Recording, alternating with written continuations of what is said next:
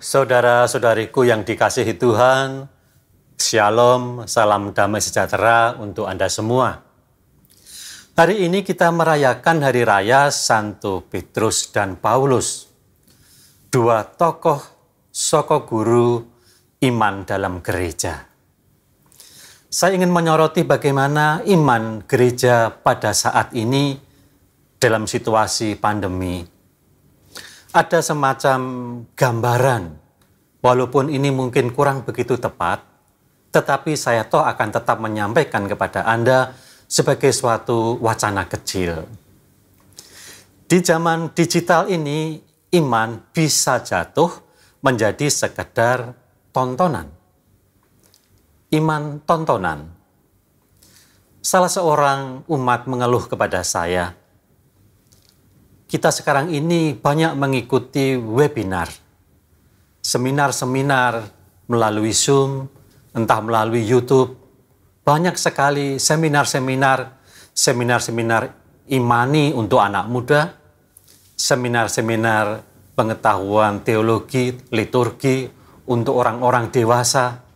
Banyak sekali dan umat semakin menjadi paham berpengetahuan tentang iman Katolik. Tetapi di lain pihak ada sesuatu yang kurang dikeluhkan oleh umat demikian. Umat kita ini semakin pintar, Romo, tetapi di lain pihak saat ini begitu sulit untuk mencari orang yang mau menjadi pengurus di lingkungan. Padahal mereka memiliki pengetahuan yang sangat cukup ketika mengikuti seminar-seminar. Rupanya seminar-seminar ini tidak berjalan sebanding atau berjalan lurus dengan kesediaan untuk berumat atau terlibat. Maka baik kalau kita melihat kembali iman Santo Petrus dan Paulus. Ketika Yesus bertanya kepada murid-muridnya, kata orang, siapakah anak manusia itu?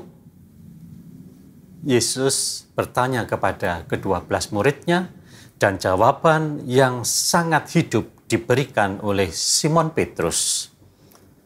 Engkau adalah Mesias, anak Allah yang hidup. Petrus melihat bagaimana Yesus adalah Allah yang hidup. Iman yang hidup ia miliki. Maka iman itulah yang membuat dia bersama Santo Paulus sampai ke Roma. Iman yang hidup itu membuat dia menjadi martir di Roma.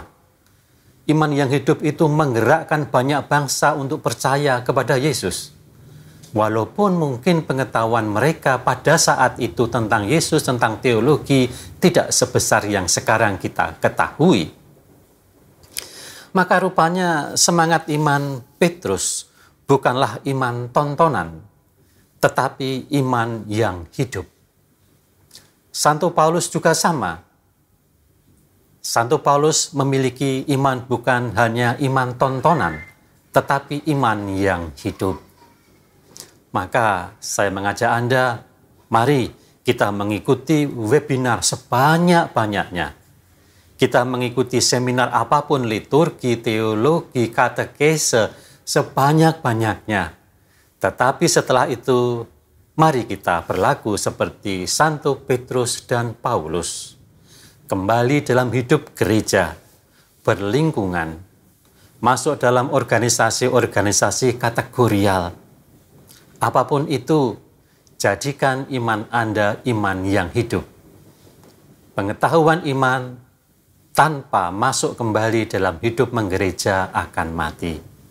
Jangan jadikan iman Katolik iman tontonan, tetapi iman yang hidup. Shalom.